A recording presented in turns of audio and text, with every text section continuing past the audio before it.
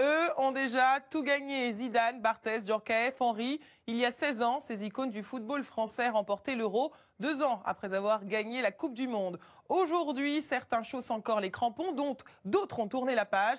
Alors que sont devenus les héros de cette génération en or? C'est un reportage de Mickaël Flores, Pierre Millet et Jean-Baptiste Bruno.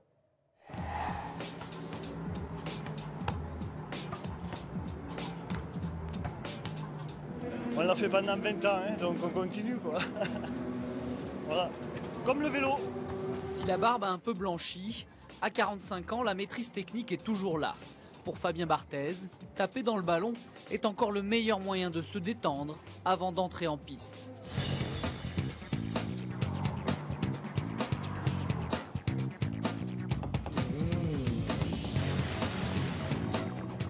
Depuis 2008, l'ancien gardien de l'équipe de France a pris un nouveau virage dans sa vie.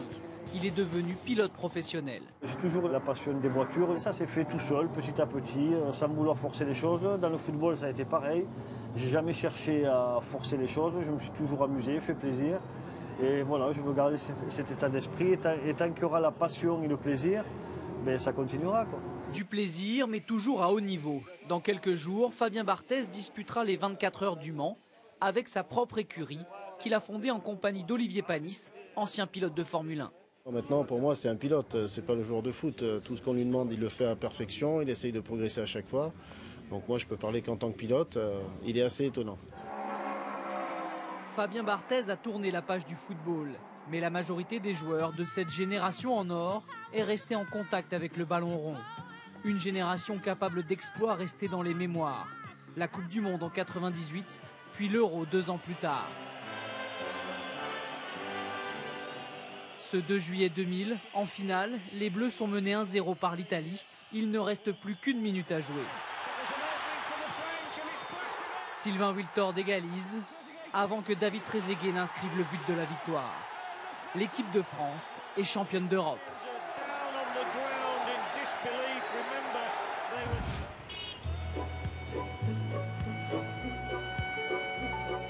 New York, aux États-Unis. Nous y retrouvons Youri Djorkaeff. L'ancien attaquant des Bleus s'est installé ici après la fin de sa carrière il y a 10 ans. Et Youri a gardé la ligne.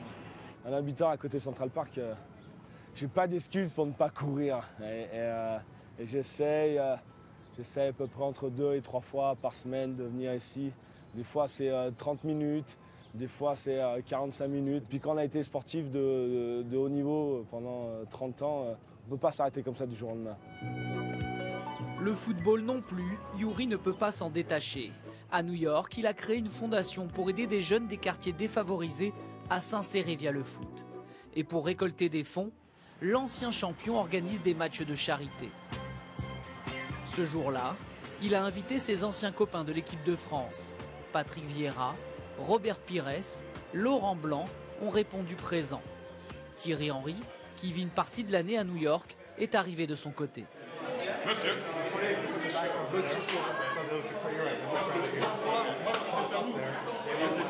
Ce que j'ai vu hier, il va falloir être très fort, des frais, des yeux.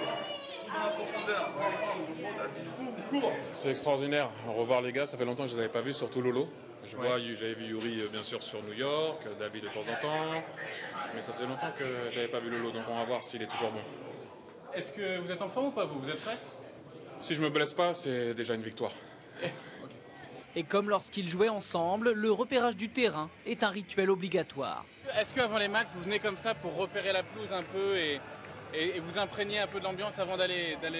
Alors, moi oui, parce que j'étais souvent remplaçant. Non.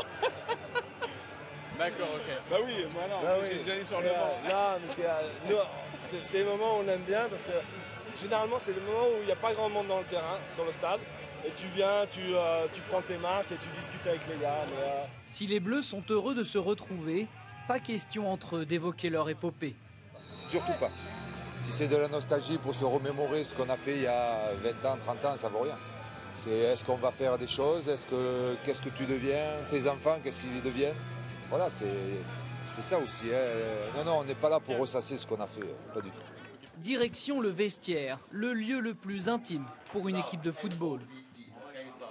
c'est là où tout se passe. C'est là où vous, les caméras, voulez être toujours là, parce que normalement, ça vous interdit cet espace. Sur le terrain, à l'échauffement, les rires fusent. La complicité est toujours là.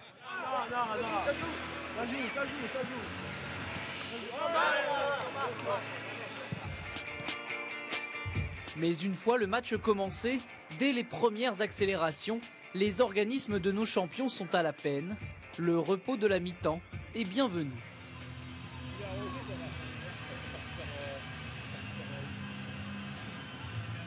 Si le physique a du mal à suivre, la qualité technique de Youri Djorkaeff et de ses coéquipiers leur permet quand même de l'emporter.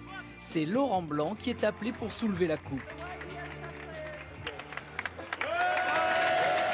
Pour cette génération, la défaite n'est jamais envisageable. L'esprit 98, elle est toujours là parce que ce qu'on a vécu ensemble, c'est magnifique. On aime gagner, même quand on fait des matchs de charité comme ça, c'est toujours on a du mal à accepter de perdre. La recette de ce match financera un nouveau centre d'entraînement pour jeunes défavorisés. Youri Djorkaeff, ému par la solidarité de ses copains, donne déjà rendez-vous pour une nouvelle édition. C'était un beau moment et vous avez vu la joie de tout le monde. Je crois que c'est ça qui va rester, qui restera. Voilà. Merci à tous mes copains d'être venus. Merci aux grands joueurs, aux legends et à l'année prochaine. Bravo! On a retrouvé